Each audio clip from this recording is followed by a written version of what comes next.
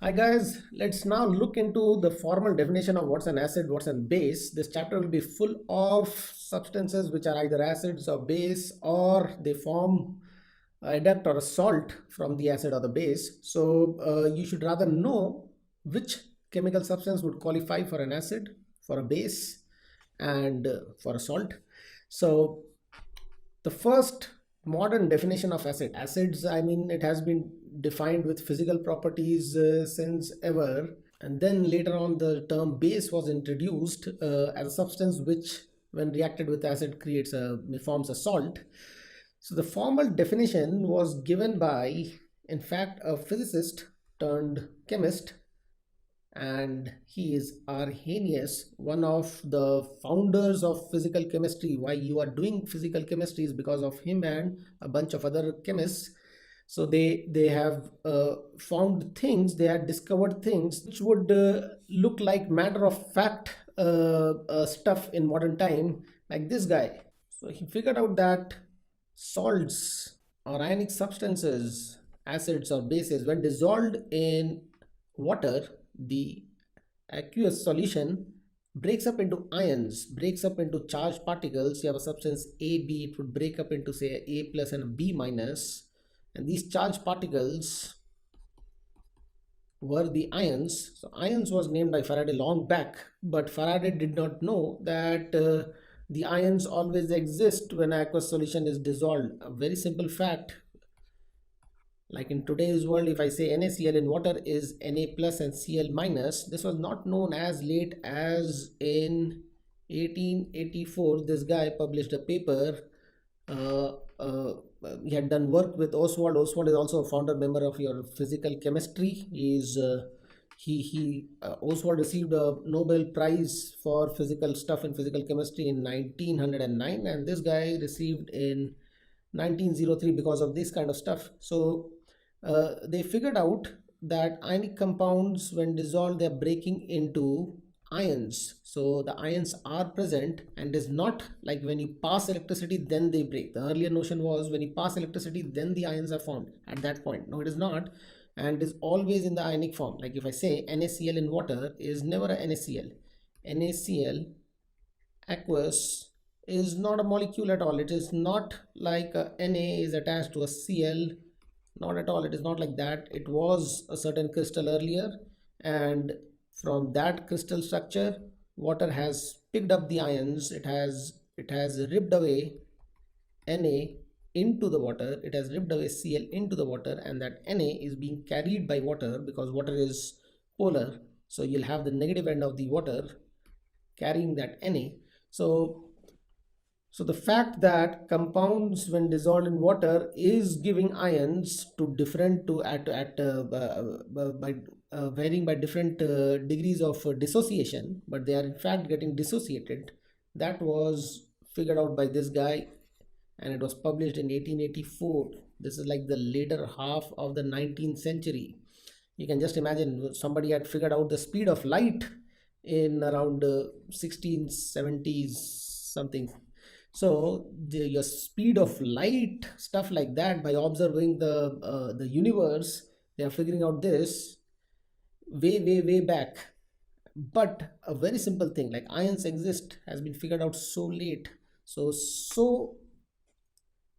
much less mankind knows about this minute world because they are so small. There is nothing to observe them. You can't use your regular light to observe them. These are so small. Their size is in the order of 10 power minus 10 meters, which is smaller than the wavelength of your visible light. So it is quite difficult to know what is happening, and it requires a genius like him to figure out what is happening and to prove that these are the things happening by conducting various experiments. So this guy gave us the first modern definition of your acid, and which is, and he was talking about only aqueous solutions. So that was the limitation to his definition of an acid. Nowadays it has been defined for non-aqueous solutions also. So if you have an aqueous solution and the substance is dissociating in water to give hydrogen ion H plus, then it is an acid, a substance which dissociates to give H plus is an acid. A substance when dissolved in water, again the water is required. Water is required for base also. A substance when dissolved in water dissociates to give a hydroxide ion, OH minus, is a base. So what we conclude, what we can say from here is the substance, if it has to give a H plus, the substance should have a H plus in it, or a highly polar compound like HCl. So you have almost a whole plus on it. So HCl when dissolved in water is going to give you H plus, which attaches with water. So it was later known that it becomes H3O instead of H plus, but we would be, just for the sake of simplicity, we would call it as aqueous, and we'll say this H2O is as aqueous. So this becomes HCl aqueous, and you have a H plus and a Cl minus. We know this H plus is not going to exist independently in water. It readily attaches with water and becomes H3O, hydronium ion. And we can have larger structures like H5O2, H9O4, but I'll be discussing that when we are doing water. So just let us get back to this topic. So what is an acid? According to Arrhenius, acid is something when dissolved in water, it is going to give you H plus. What furnishes H plus is an acid. And what's a base?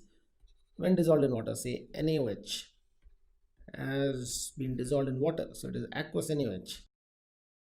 Is it giving a OH minus? Is it producing a hydroxide ion? Yes, it is. So if it is producing, then this qualifies for a base. So quite a simple definition.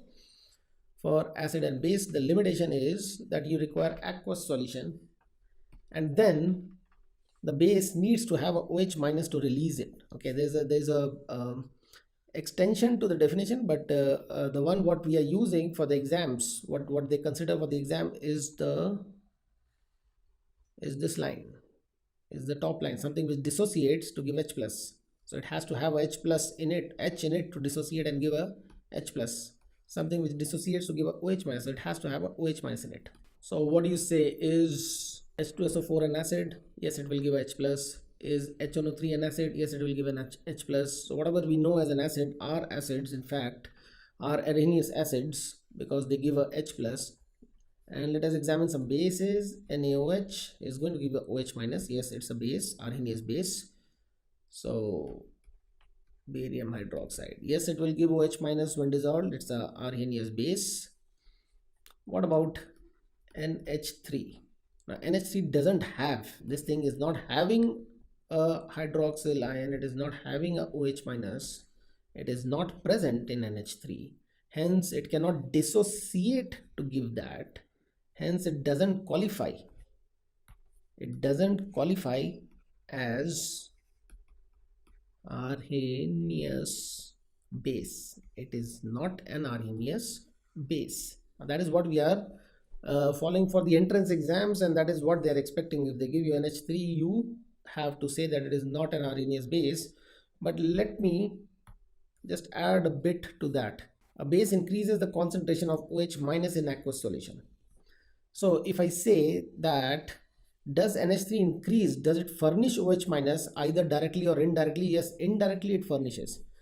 So if I say the definition of an Arrhenius acid is what furnishes H plus ions directly or indirectly, then it is a slightly different story. Like over here, what furnishes OH minus ion directly or indirectly, then indirectly ammonia does furnish. It is going to react with water or hydrolyze. Reaction with water has got a name to it, that is called hydrolysis. So it is going to hydrolyze with water, and eventually that H is going to stick to that NH4 plus, and it is going to give you some amount of OH minus. It is going to give you NH4OH also. This is going to give you NH4OH when it sticks, and it is going to give you this a bit and this a bit. So in fact, a dissolution of this, is it increasing the OH minus concentration? Yes, it is increasing. So should it qualify? Yes, it should qualify. But if I go for the the first statement or the classical definition or something, it doesn't. So what we have to follow for the entrance exam, it doesn't. So to sum it up, for your school exams and your entrance exam, a base would be something which is having a hydroxide ion like a BOH, and when dissolved in water is going to give you the hydroxide plus whatever the cation. So this OH minus is furnished from the molecule itself. And your acid, so there is no debate over there. Acid is suppose HA. It needs to be an ionic compound or fairly ionic. It has to be highly polarized so that it is almost a H plus, and this is a A minus. So when dissolved in water, it is going to furnish the H plus, which the true story is H plus never remains as H plus. It would be a hydronium ion. For simplicity, we'll be writing H plus most of the time. So that's your Arrhenius acid, which when dissolved in water is going to give you H plus. So it has to have a H in it. Arrhenius base has to have OH in it. And then what we can see is when we react such an acid with the base, Arrhenius acid with the Arrhenius base, we are going to get a salt. B is the cation. It is going to attach to A, the anion. It is going to attach if it is going to be a precipitate. Otherwise, they are just floating around as independent ions. So if it is a precipitate, they have actually hooked on and they have gone to the bottom. Anyways, this salt is formed. Whether they are floating around or not, will still say it is Ba aqueous if it is floating around, because the other thing would be not in the ion form. The other thing would be the H would have hooked on to the OH and would have formed HOH, which is nothing but water. And water is mostly attached. It is a very small part of it is ionized. So H plus and OH is very small amount compared to the amount of water molecules itself. So we'll be doing that. So don't bother about the amount of ionization and all. So what you have to concentrate over here is an acid reacts with a base to form a salt. That's your salt. A cation attached to the anion is a salt. So a salt and water formation, if that is happening, then the two species who are reacting with each other, one must be an acid and the other must be an Arrhenius base. That is another way of identifying an Arrhenius acid and Arrhenius base, formation of salt and water. So we see that there is a limitation to what all can qualify as acid, because Arrhenius has defined it only for aqueous solution. So we will move on to a definition which is going to take care for a greater possibility of substances. So that definition was given by Bronsted and Lowry. So they had come up with a definition which says that acid is a proton donor. Proton is nothing but a H plus ion. So something which gives H plus ion is an acid, and something which accepts that H plus ion is a base. So there is no question of a OH hydroxide, OH minus being present in a base.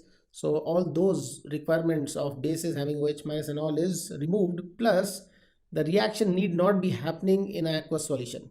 This exchange of or the transfer of proton may be in the gaseous form. So you have a HCl, say HCl reacting with NH3, HCl gas reacting with NH3 gas. You don't have aqueous solution, and still we have a definition which will qualify one as an acid and one as the base. So this H plus over here, it is going to go and get attached to NH3, becomes NH4 plus, and the Cl minus is going to get attached to that cation NH4 plus, forming your NH4Cl. So what we have over here is something which donated the H plus to something which accepted it. So this guy is the acid, which we very well know it is, and this guy is the base, which we very well know it is. But unfortunately Arrhenius was not calling it as a base, and this reaction, if it is happening in gaseous form, then it was not in the scope of Arrhenius at all. So what we see over here is an acid has reacted with a base to give a salt. Now Bronsted-Lowry has not given the concept of salt, by the way. in its definition, in their definition of acid and bases, in fact, they have brought in a very wonderful concept, and which is interesting to note. So let me write any acid in a Bronsted-Lowry or Arrhenius is having a H. If there is H plus, if there is hydrogen ion, then only it can donate it. So there's a H in an acid. So say HA is the acid, and it reacts with a certain chemical. Say that chemical is B. So HA reacts with B, and H is getting donated to B. So what is getting formed? H plus is in fact getting donated to B. So what is getting formed is a BH plus. The B is getting attached to H plus, and this A is left alone. So we have a A minus over here. In the previous case, that A minus was sticking to this, and it was a single compound. So what we can see in this situation is that this is an acid, which is why? Because it is donating the H plus ion. So this is an acid. This guy is accepting it. So this is a base. Now what is getting formed? What is getting formed over here is again an acid and a base. So what is this? Is it a base or is it an acid? This thing, as a standalone thing, it has a capability of accepting H plus or donating H plus. So it was something which was not having H plus, it was just B, and a H plus got loaded to it. So this is something which can very well donate a H plus if somebody is there to accept it. So this is a H plus donator, and hence it is an acid, and it's an acid which has got formed because this base accepted a H plus. So it is called conjugate acid for this base. So it is a conjugate acid. So this concept of having a conjugate of a base or an acid is what is unique in your Bronsted and Lowry concept of acid bases. So what might this be? What might this be? This is something, can it accept H plus or will it donate H plus? It doesn't have H plus to donate. It can very well accept H plus, because if it accepts H plus, it becomes a compound which it was. So this was a possible compound. So it is a possible, there is a possibility that A minus accepts H plus. Hence, it must be a base. It's a base of what kind? It's a base which is a conjugate to this acid. This acid lost the H plus, which created the base. Hence, it is called conjugate base. So this A minus is a conjugate base to this acid, and this BH plus is a conjugate acid to this base. Now, if I look at the same thing in the reverse order, if I draw the arrow this way, like this guy was there and this guy was there, then if I see what has happened is the H plus has gone from here to there. The H plus has gone from here to there. So this is an acid, so it's an acid. And it has accepted the H plus, so it's the base, so it remains at the base. On accepting, what it became? On accepting H plus, this became this became this. So this is the base, and this is the conjugate acid for that base. So your A minus is the base, and your HA is the conjugate acid for the base. So that's the acid, that's the base. So you can call it as conjugate of this, or you can call this as conjugate of that. It doesn't matter.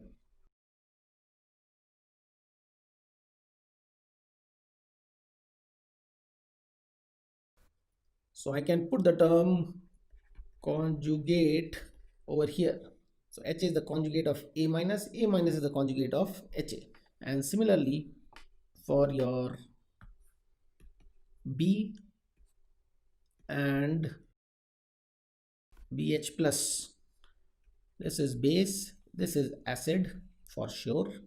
Now we may see that this may again act as a base in a different equation. This may again act as an acid in a different equation if it has a H in it.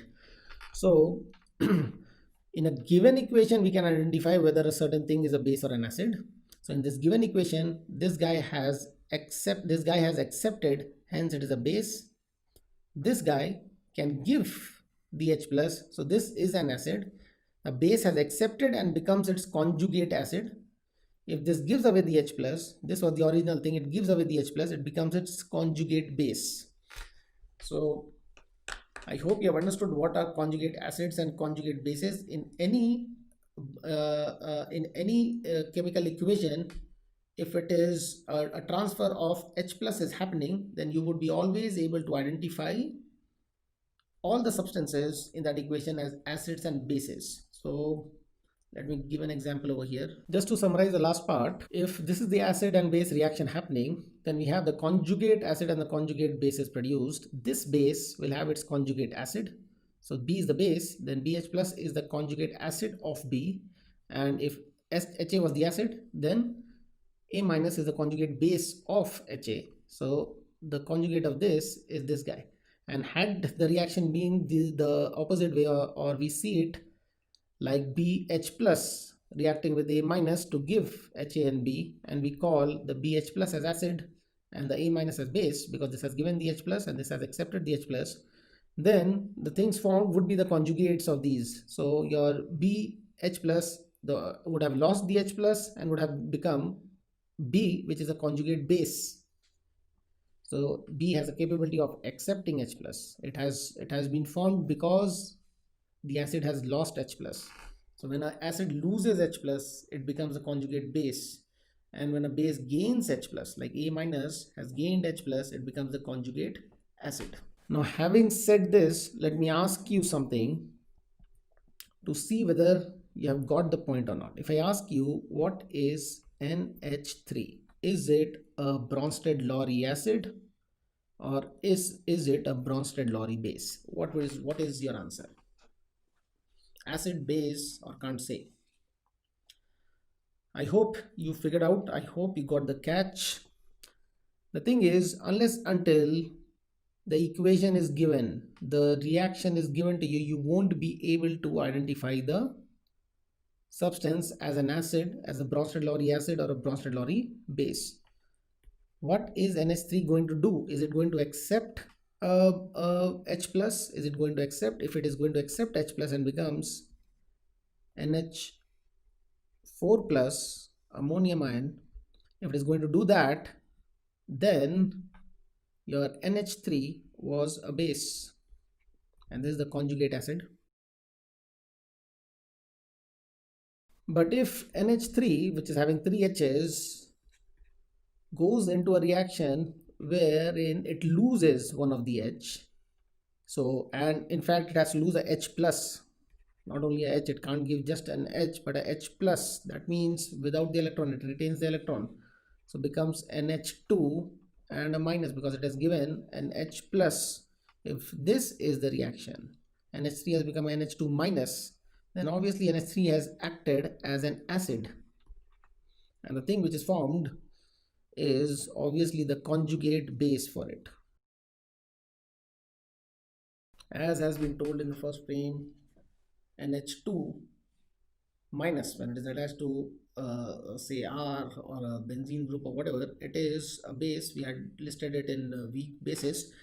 So it is a Bronsted-Lowry base of this acid. So I hope you got it. I can ask you a bunch of questions over here and hope you get it right. In fact, I'm going to list a bunch of more species which can lose as well as gain hydrogen. I hope you can think of them yourselves, like say HSO4 minus, if I look at it, or H2PO3 minus. Now HSO4, hydrogen sulfate, what is it? Is it an acid or a base? We know that it is having a capability of losing H plus and becoming SO4 2 minus. So it has acted as an acid. In this process, it has acted as an acid, and the one what got created is a base. But if I say that it can gain and become H2SO4, can it do that? Okay, it is This reaction this way wouldn't be very conducive. But has it got a capability of gaining a H plus? Do we know of molecules of this kind, H2SO4? Yes, we know. So in this case, what has happened is it has lost, it has gained a H plus and become this, which is surely an acid. And this has acted as a base. So it has acted as an acid as well as a base. In this process, it acted as an acid, and in this process, the same species acted as a base. So these kind of species, we call it as amphiprotic. Amphi meaning to say it can act both ways. Amphiprotic. Protic means it can take the proton or it can give the proton. Protic is depicting the proton. Amphi means acting both way, as a donator, as a acceptor, both of it. What about this? What about this? So if it loses, can it lose? Yes, I think it can lose, and it becomes HPO3. It has lost H plus, so it was a -1. It becomes a -2. And if it gains, it becomes the phosphorus acid H3PO3. So this is surely an acid. It cannot gain any further. This is amphiprotic. It can lose as well as it can gain. So this is your amphiprotic. What about this? Can it further lose or not? If it can lose, does it have a H plus in it or not? If it has a H plus and it can lose it, it can still act as an acid. It is a conjugate base for this one, but it can be acid for the next reaction. So can it do that? No, it cannot, because this H, mind you, I have not mentioned a phosphoric acid. It is a phosphorus acid. This H is directly attached to the central atom P. The structure is somewhat like this. You have phosphorus, you have 3 oxygens, so O, O, O,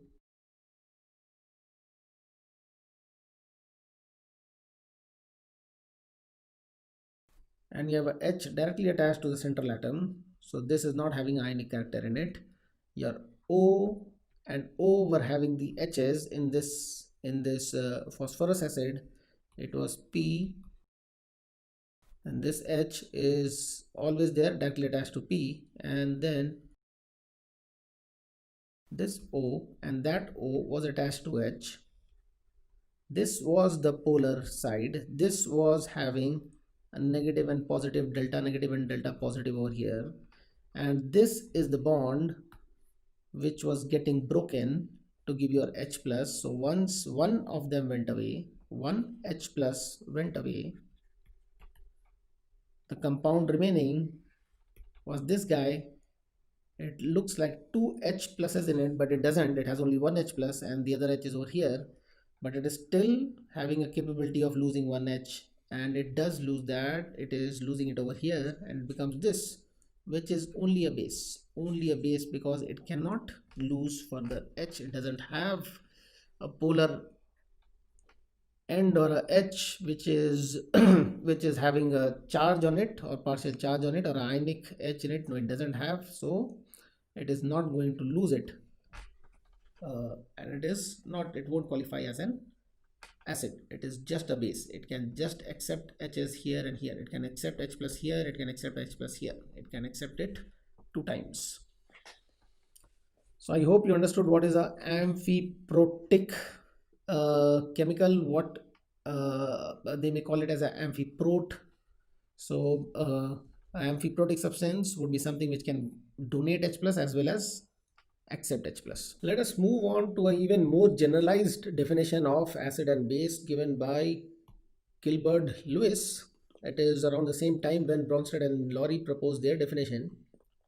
What Lewis did is he removed the requirement of hydrogen in a compound to be defined as acid. So there was the requirement of hydrogen going from one compound to the other, or it is getting released in an aqueous solution. All those requirements were removed, and the definition now was of a compound which can, or of a species which can donate a pair of electrons or which can take a pair of electrons. If you are donating a pair of electrons, you are a base. If you are accepting a pair of electrons, then you are an acid. So basically the definition doesn't have any requirement of hydrogen. We are just looking at things which can donate electron pair or which can take electron pair. So electron pair donators are called bases. Let us see what can those be. The ones which have lone pairs, like if I pick up, we have been taking ammonia all the time. So let me just pick up ammonia and make it properly this time. Nitrogen has 5 electrons in the outermost shell. 3 are bonded with the 3 hydrogens and you have a lone pair. Now, if you have a lone pair, it can be donated. It can go and attach to something which seeks a lone pair, which would be a Lewis acid, which is going to accept the lone pair. So we had written earlier also, like we have amines. What are amines? You have the N lone pair is present, and so the amines are also your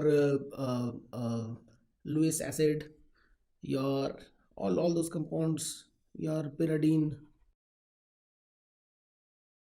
So you see that three of the electrons are engaged and you still have a lone pair. So you have a lone pair over there and it is a Lewis base. Whichever thing is having a lone pair qualifies to be a Lewis base. So we have drawn aniline, so I'm drawing it again. So all these are your Lewis base. Now any anion, Lewis base would be any anion also. Any anion, if I take up any anion, say Cl minus, obviously it is electron rich. It has got electrons. One extra electron had come and paired up to form this stable anion. So that electron pair is there and it can be donated, or this can go and attach to something. Say I have Ag plus, and Ag plus is somewhere floating around in the solution, and you have a Cl minus. Cl minus can go and attach to this. Why? Because the lone pair is going to get attached to Ag plus, which can accept that lone pair. So what is Ag plus over here? The Ag plus acts as an acid.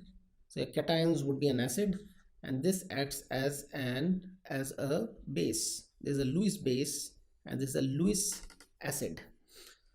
So you see Ag plus has qualified as an acid. It would have not qualified as an acid in a Bronsted-Lowry definition or the Arrhenius definition.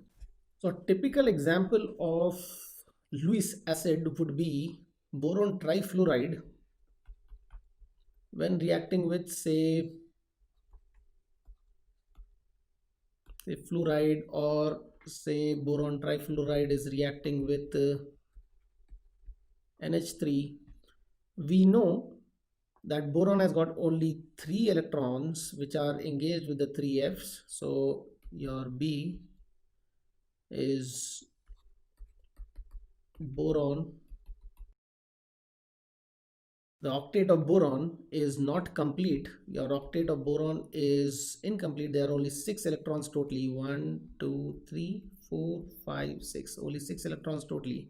So it can take 2 more to complete the octet. So electron pair can come in, and this guy is having it. So this can go and attach to this and form BF3NH3. So this has attached, it has formed an adduct. So this is a very typical example of a Lewis acid and base reaction. Which is the acid? This one is the acid. It accepted the electron pair to form the adduct. This is the one which was giving the electron pair. So they formed adduct. Then you can always say that there is a dative bond over here. One which has given and one which has taken. So there is a dative bond over there. There is a coordination bond over there. So you have your acid and this is your base. Same would have been the case in this reaction. It will form a BF4 minus, because your anion F minus is a base which can donate the electron to B, which is seeking it because it has incomplete octet. So B is seeking it, F is donating it. So this BF3 serves as a good example for acid because it has got incomplete octet. It is incomplete octet, so such ones are good examples of Lewis acids.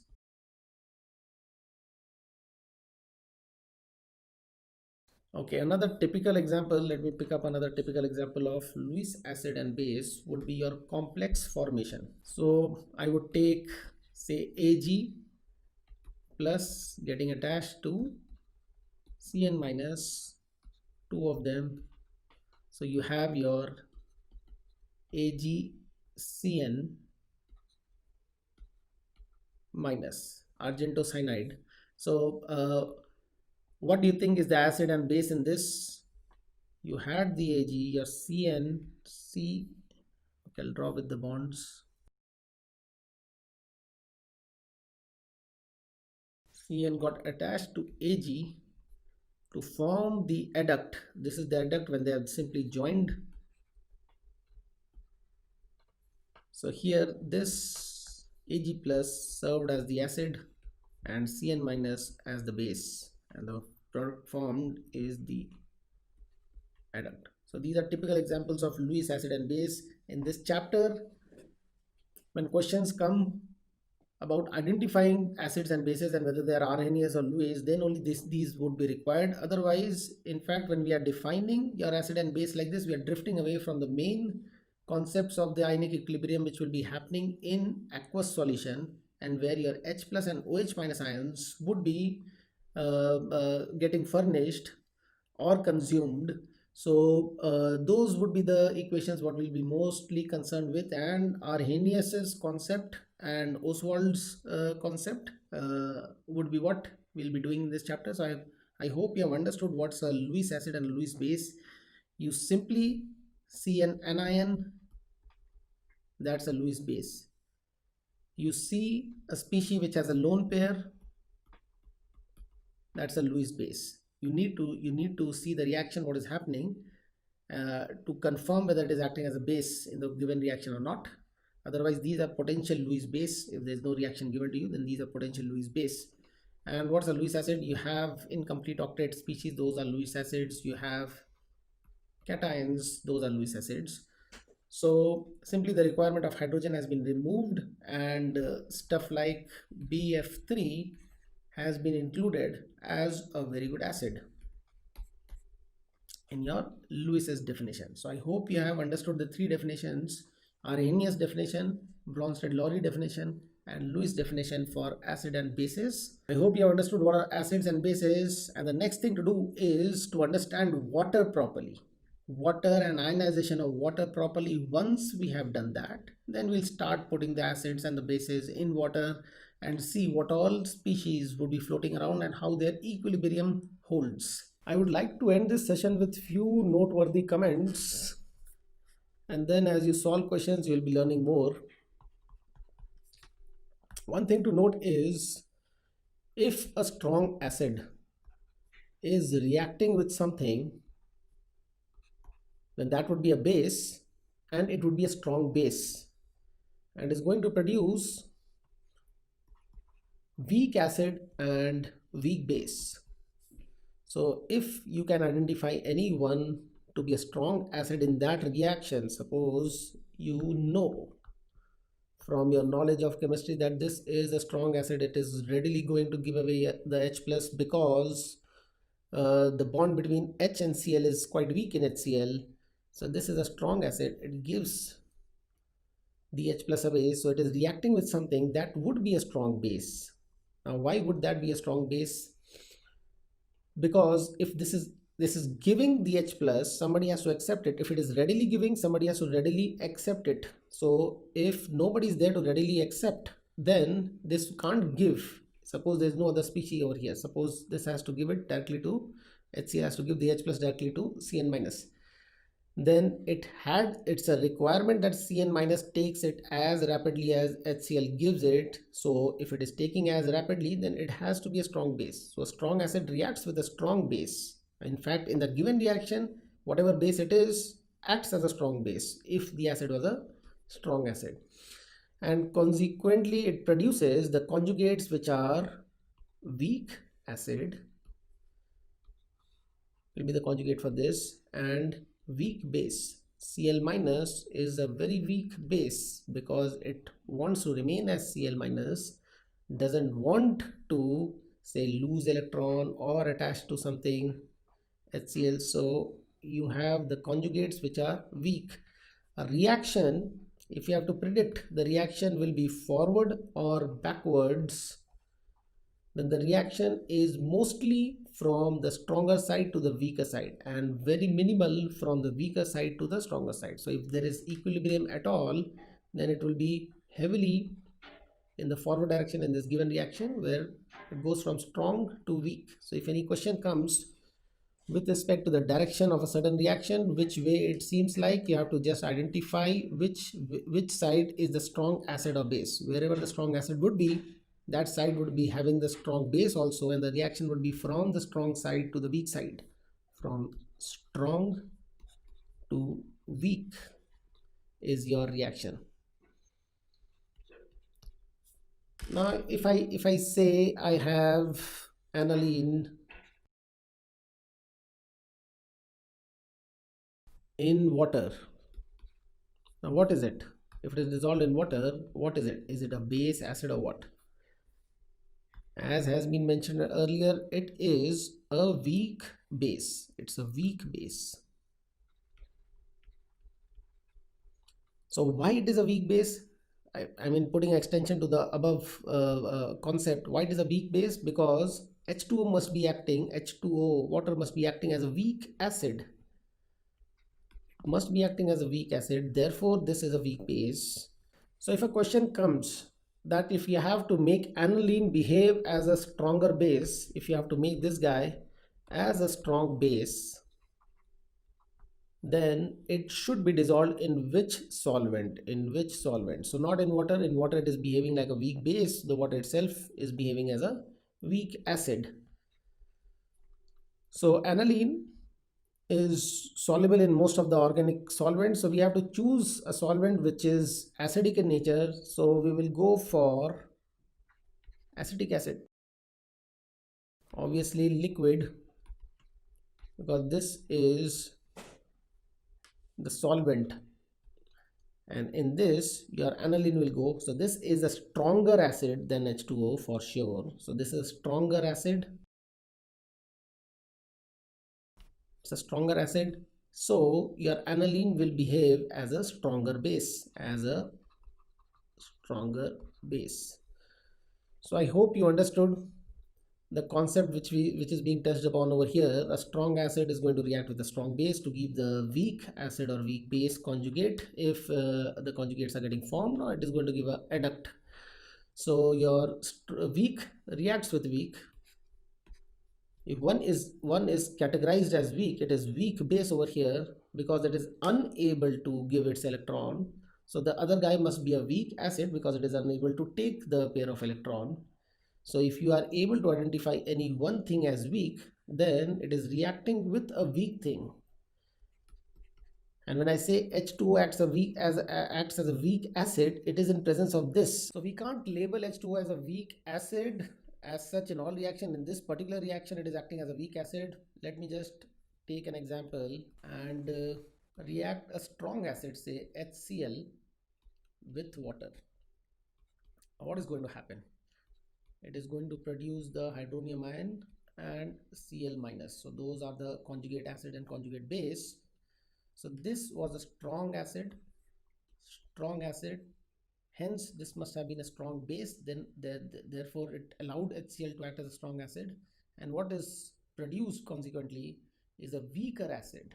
Mind you, hydronium ion is a weaker acid than HCl, and this is a weaker base. It's quite a weak base, your Cl minus. It doesn't react with anything. So over here, don't get confused with H plus and H plus aqueous. H plus aqueous is your hydronium where H plus has already clung on. It has got attached to water.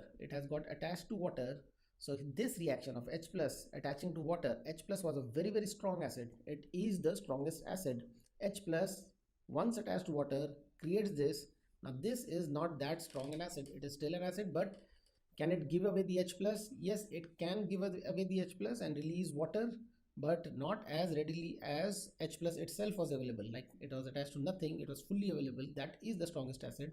So mind you, there's a difference between H plus and H plus aqueous. So when I'm saying that your H plus aqueous is a weaker acid than HCl, it definitely is, because that H plus is now attached to water. Here H plus is attached to Cl. H plus can leave the Cl more easily than the H plus over here leaves the water. So what we are seeing over here is whether water is an acid or a base, a strong acid or a strong base, or weak acid, weak base, or it all depends with what we have reacted and what equation we are analyzing. So it is amphiprotic, as we have discussed earlier. It can take H plus, it can give away H plus. All those possibilities are there. Without reacting with anything else, you would find this in many places reacting with itself. One can act as a weak acid and the other one can act as a weak base to produce stronger acids and stronger bases, which is H3O plus and OH minus. So here water itself is acting as an acid and a base itself. So this is pure water which has both ions, hydronium ions and hydroxyl ion in the solution. Very less quantity, but it is there. So we'll be studying that. So we'll be starting with analysis of water, finding the dissociation constant for water, the ionization constant for water, the degree of ionization, how much of the ions are present in pure water, all that stuff at various temperatures. Okay, mostly at room temperature is what we are concerned with, because most of the chemical reactions will be happening at room temperature, or it would be cool to room temperature when the reaction has taken place. So that's it with the acid base part, and we'll be doing water now. Thank you.